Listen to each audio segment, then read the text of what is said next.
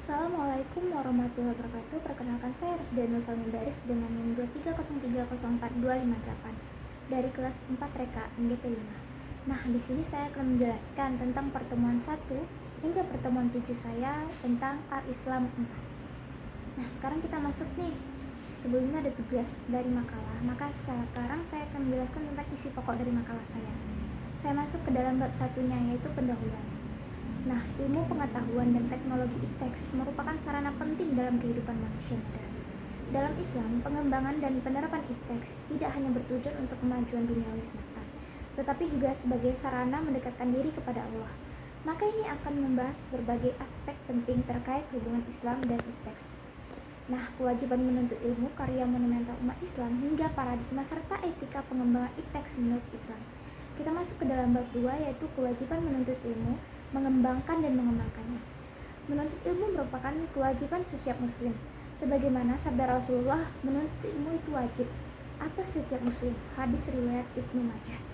Ilmu dalam Islam tidak dibatasi hanya pada ilmu agama, tetapi mencakup seluruh ilmu yang bermanfaat bagi kehidupan manusia. Pengembangan dan pengamalan ilmu menjadi bentuk nyata dari ibadah selama dilandasi niat, ikhlas, dan bertujuan untuk kebaikan. Kita masuk ke bab 3, yaitu karya monumental umat Islam dalam ipteks. Sejarah mencatat banyak karya monumental umat Islam dalam ipteks. Antara lain yaitu Al-Khawarizmi, pelopor ilmu aljabar dan algoritma. Yang kedua itu Ibnu Sina dengan karyanya Al-Qanun fi al-Tibb yang menjadi rujukan kedokteran duniawi. Dan Al-Zahrawi, tokoh bedah yang menemukan berbagai instrumen bedah. Yang selanjutnya itu Al-Biruni, ilmuwan yang mengkaji geografi, fisika, dan astronomi. Karya-karya tersebut menjadi bukti kontribusi besar Islam dalam membangun peradaban ilmiah dunia. Kita masuk ke dalam bab 4, yaitu hakikat ipteks dalam pandangan Islam. Dalam pandangan Islam, ipteks adalah bagian dari amanah yang diberikan Allah kepada manusia sebagai khalifah di muka bumi. Ipteks harus digunakan untuk menjaga kelestarian alam, meningkatkan kesejahteraan umat manusia, dan mendekatkan diri kepada Sang Pencipta. Ipteks tidak boleh disalahgunakan untuk merusak moral atau lingkungan. Kita masuk ke dalam bab 5, integrasi Islam dan ilmu pengetahuan. Islam tidak memisahkan antara agama dan ilmu. Al-Quran sendiri banyak memuat ayat-ayat yang mendorong manusia berpikir, meneliti, dan merenungi ciptaan Allah.